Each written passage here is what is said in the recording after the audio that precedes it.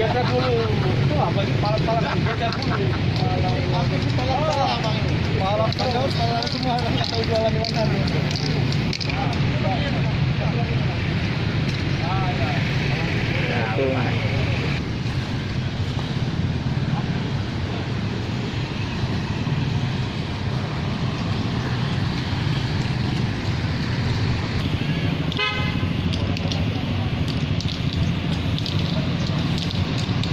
Jadi penertiban dan sekaligus pengaturan lampas penjualan pada pedagang musiman, yaitu pedagang bukaan, kita atur 5 meter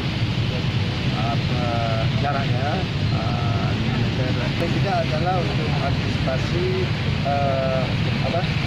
pemecahan kerumunan masyarakat yang nantinya dia agak mendesak-desakan dengan kita atur 5 meter untuk semua desakan.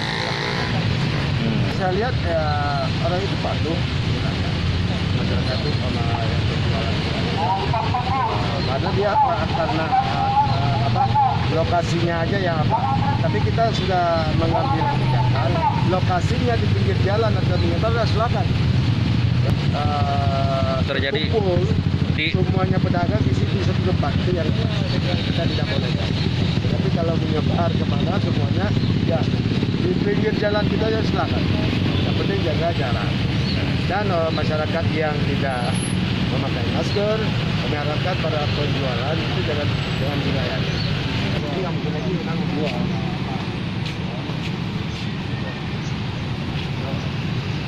Dari depan kita ada besok sudah ada.